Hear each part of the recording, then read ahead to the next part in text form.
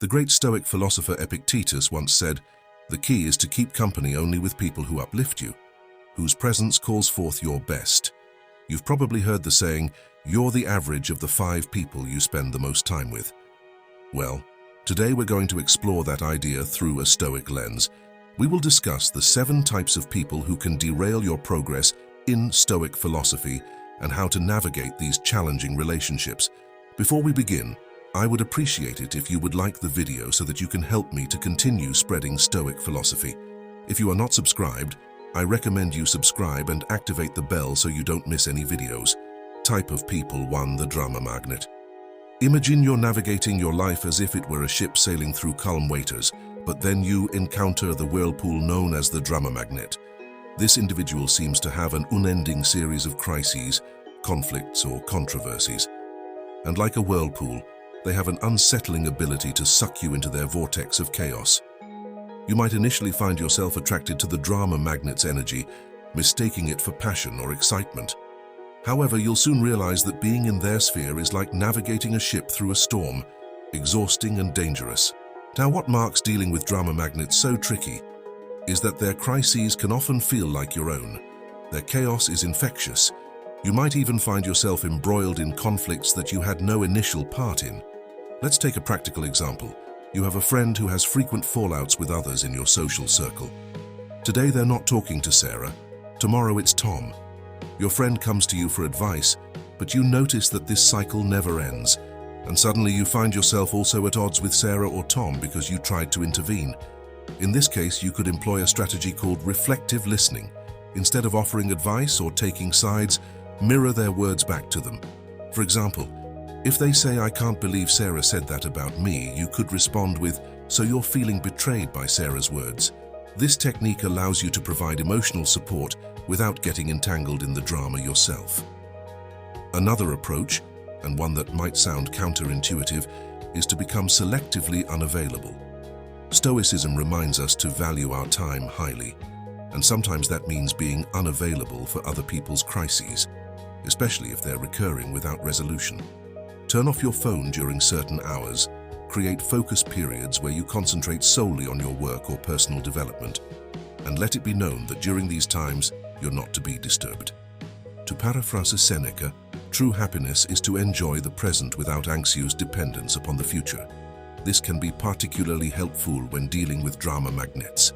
Instead of anxiously wondering what crisis will happen next, concentrating on the present moment where you have control, enjoy your life and don't let it be disrupted by someone else's drama. Make it a point to sail your ship calmly, steering clear of whirlpools that threaten your voyage towards personal growth and tranquility. Type of people 2. The naysayer. Picture this. You're an artist painting a canvas. Each brush stroke adds color, depth, and life to your vision. Enter the naysayer. They walk into your studio, glance at your work, and immediately begin to critique it. "Are you sure about that color? That doesn't look realistic." You know, most artists never make it. Their words, like strokes of gray paint, start to dull your vibrant canvas. This isn't your standard constructive criticism, which can be valuable. Instead, it's a persistent aura of doubt and negativity. For example, let's say you're excited about pursuing a new career path. You've done your research, spoken to professionals in the field, and maybe even taken a few preliminary courses. When you share your enthusiasm with the naysayer, they quickly list all the reasons it won't work out. The market is too competitive. Do you have the right skills? What if you fail? Soon enough, their doubts start to feel like your own, and the self-assured vision you had starts to wobble. Now, how do you deal with a naysayer, especially when they might be someone close to you? One unconventional but effective method is to ask them for advice, rather than just sharing your plans or aspirations. When people are put in an advisory role, they're less likely to attack your ideas outright and may offer more constructive feedback. Another method involves flipping the script through a technique called positive confrontation. Instead of absorbing their negativity, challenge them to think of solutions. If they say you'll never be able to switch careers at this stage, counter with an interesting perspective. Ask, how do you think someone could successfully make a career change? This not only deflects the negativity, but also encourages a more constructive form of conversation. Remember the words of the Stoic philosopher Epictetus: we have 2 ears and 1 mouth, so that we can listen twice as much as we speak. Listening doesn't mean absorbing everyone's negativity. It means discerning valuable input from mere noise. When the naysayers start to cloud your canvas with their shades of doubt, take a step back. Listen, reflect, and continue painting your own life with the colors that speak to you. Don't let anyone turn your vibrant masterpiece into a dull gray landscape. Type of people. 3. The complainer. We all have that friend, family member, or co-worker who seems to find fault in everything, whether it's the weather, their job, or even the food at a popular restaurant. They never miss an opportunity to express their dissatisfaction. Now you might wonder, why should this concern me? I can just ignore them. Well, that's easier said than done. Consistent exposure to such negativity has a draining effect on your mental well-being. It's akin to a leaky faucet, slowly depleting your reservoir of emotional energy. Stoicism teaches us to focus on actionable solutions instead of dwelling on problems. For example, imagine you're collaborating on a project with someone who is a perpetual complainer. Each meeting turns into an exhausting session of complaints. Without any constructive dialogue, the impact on the team's morale declines. You're sidetracked from finding actionable solutions, and you'll likely find yourself increasingly disenchanted with the project and possibly even life in general. So, how does Stoicism help us deal with a complainer? There are several strategies you can employ. First, limit your exposure to this individual whenever you can. If that's not possible, perhaps because they're a family member or colleague, then your second option is to mentally distance yourself during their diatribes. Think of their complaints as a passing storm, loud and unsettling, but ultimately temporary and powerless, against the unmovable mountain that is your own inner tranquility. Your third option is to steer the conversation towards solutions or to change the subject to something more constructive. To quote Marcus Aurelius, you have power over your mind, not outside events. Realize this, and you will find strength. This timeless Stoic wisdom encourages us to guard our mental peace diligently, ensuring that the negativity from chronic complainers doesn't deviate us from our Stoic path of resilience and virtue. Type of people. 4. The manipulator. Picture your life as a movie script. You're the main character, and you have an idea of how your story should unfold, where the twists are, who your allies and mentors are, and what your final act looks like. Enter the manipulator, the shadowy producer who subtly rewrites your script without you even realizing it, until one day you find your storyline has veered off course. The manipulator is skilled in the art of emotional or psychological maneuvering. They might use flattery, guilt trips, or even deceit to steer you in a direction that benefits them. You might have a friend who always manages to get you to pay for dinner by saying something like, "You know, I've been having a rough month and you're so successful. It wouldn't mean much to you, but it would make my day better." Over time, you find that your generosity has been taken advantage of, but calling them out feels uncomfortable because they framed it as a favor to a friend in need. Handling a manipulator can be a tricky business. One method to counteract their tactics is what some experts call fogging. This technique involves agreeing with any truth in the manipulator's statements, but refusing to be moved by emotional coercion. If they say you're so successful you should cover dinner, you could respond, "You're right that I've been doing well, but let's split the bill as we usually do." Another approach is to set clear boundaries and enforce them. If the manipulator wants you to lend them money or commit to tasks you're uncomfortable with, learn to say no assertively. Keep your tone calm and your words clear. "I can't lend money, but I'm here to offer." Emotional support sets a boundary while maintaining the friendship. Drawing inspiration from Stoic thought, Epictetus warned us that we cannot choose our external circumstances, but we can always choose how we respond to them. The manipulator thrives on your predictable reactions. They manipulate your kindness, your guilt, or your desire for approval. By choosing to respond differently, you're taking control of your script again. So if you find a manipulator lurking in your life, remember that you're the one holding the pen.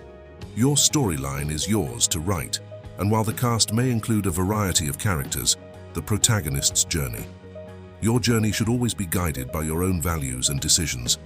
Reclaim your script and don't let anyone manipulate your life's narrative. Type of people. 5. The victim. Imagine life as a game of chess. Each player has the same pieces and the same goal to checkmate the opponent's king. You think strategically, make some sacrifices, and take some risks.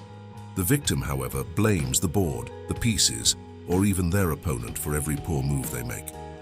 In their eyes, they're perpetually in checkmate, not because of their choices, but because of some external force working against them. Their narrative is a never-ending tale of woe, with themselves cast as the helpless protagonist. I can't get ahead in my job because my boss dislikes me, or I can't get fit because I have bad genetics. Now, it's crucial to note that some people face genuine hardships and systemic issues. However, the victim we're discussing uses their predicament as a permanent excuse, refusing to take any responsibility for their actions or lack thereof. You might find yourself entangled in their storyline, perhaps as the supporting character who constantly needs to rescue them. Let's say you've spent countless hours listening to a friend blame their endless string of failed relationships entirely on their ex-partners. Not only does this suck up your time, but it can also subtly encourage you to adopt a similar victim mindset in your own life. So what's your move? When dealing with a victim, it might be tempting to become their savior, offering endless advice and emotional support. But the Stoics would caution against this. They'd recommend drawing a firm boundary to protect your own mental state. You could employ a technique known as compassionate detachment. Show empathy and kindness, but don't try to rescue them from situations they need to navigate themselves. Offer a listening ear, but refrain from becoming their perpetual problem solver. Marcus Aurelius once said, "The best revenge is to be unlike him who performed the injustice." If you find yourself sucked into the victim's narrative, resist the urge to become one yourself. Take control of your own game board, make your moves. And remember, in the chess game of life, being perpetually in checkmate is often a choice, not a fate. Keep your pieces moving forward.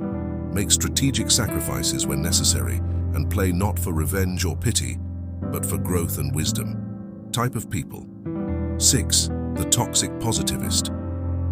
You know this person. They're always exuding sunshine, rainbows, and endless streams of emojis.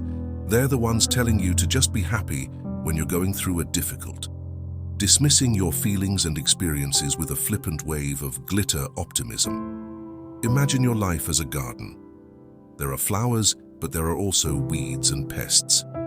A toxic positivist, however, insists on ignoring anything that isn't a blooming rose. Got aphids on your leaves? Just focus on the flowers. Don't let negativity into your garden, they'd say. While it sounds uplifting, their approach can make you feel invalidated and disconnected from reality. Suppose you're going through a tough breakup. You're sad, confused, and seeking some emotional balance. The toxic positivist's advice: there are plenty of fish in the sea. Just smile and be happy. This sort of excessive positivity neglects the complexities of human emotion and the realities of life's challenges. How do you cultivate your garden without letting the toxic positivists trample it, with their indiscriminate sprinkling of good vibes?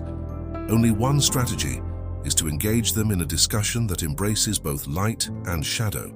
If they say, "Look on the bright side," at least you have your health. You could reply, "Yes, I'm grateful for my health, but it's also okay for me to feel upset about this specific issue." Both can coexist. You can also employ what psychologists call emotional granularity, the ability to feel and differentiate between a wide range of emotions, both positive and negative. When the toxic positivist pushes you to just be happy, take a moment to acknowledge and label your nuanced feelings. "I'm feeling a bit melancholic today due to X, and that's okay," can be a liberating affirmation to reference Stoic thought, Seneca once said. True happiness is to understand our duties toward God and man, to enjoy the present without anxious dependence upon the future. Not is the balance understanding duties, which aren't always pleasant, and enjoying the present. A Stoic approach isn't about focusing solely on the positive or the negative. It's about embracing life's complexity with equanimity, So the next time the toxic positivist sprinkles their confetti on your carefully tended garden, take a step back. Remember, a garden needs both sunshine and rain to flourish. Embrace your full emotional spectrum and keep nurturing your garden with the richness and complexity it deserves. Type of people. 7. The name Vampire. Imagine your daily routine as a carefully crafted symphony. Each instrument represents a task or commitment, and when played together, they create a harmonious balance. But then the time vampire joins in, screeching off key, drowning out your melody and turning your beautiful composition into discordant noise. The time vampire is not necessarily malicious. In fact, they might seem quite benign. It could be a colleague who constantly interrupts you with trivial questions, turning your productive work day into a series of fragmented moments. Or it could be a friend who invites you to countless social events that you're not interested in, making you feel obligated to attend and draining your time and energy. These interactions might seem inconsequential in the moment, but the cumulative effect can be profoundly disruptive. So how do you protect your symphony from being ruined by a time vampire? One effective strategy is the Pomodoro technique, a time management method that involves breaking your work into intervals, traditionally 25 minutes separated by short breaks. During these intervals, you make it clear that you're not to be disturbed. This sets a boundary that protects your most productive times from being nibbled away. If you find yourself dealing with a social time vampire, remember that saying no is not just okay, it's essential for your well-being. Instead of offering elaborate excuses, a simple "I appreciate the invite, but I can't make it" suffices. Declining an invitation is not a rejection of the person. It's an affirmation of your own needs and priorities. In the words of Seneca, life, if well lived, is long enough. Stoicism teaches us that time is one of our most precious resources, one that should be allocated wisely. It's the canvas upon which we paint the portrait of our lives, and we should be highly selective about who and what deserves a stroke of our brush in the grand composition of your life. Make sure each note, each instrument, each melody aligns with your greater purpose. Don't let the cacophonous intrusion of a time vampire throw your symphony into disarray. Hold the baton firmly and conduct your life with purpose, ensuring that every moment is a note well played in your harmonious masterpiece. As we reach the finale of today's exploration into the characters who can derail our path towards stoic resilience and wisdom, let's not forget that self-awareness is key. It's easy to recognize these types in others, but the more challenging and enlightening task is to look within. Are you, perhaps unintentionally, playing one of these roles in someone else's life? Remember, Stoicism isn't just about navigating the world. It's also about understanding and improving ourselves. If today's discussion has sparked a realization, an epiphany, or even just a bit of introspection, I'd love to hear from you in the comments section.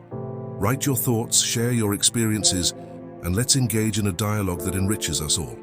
So until next time, may your choices align with your virtues, may your actions reflect your wisdom, and may your life be the masterpiece you're meant to create.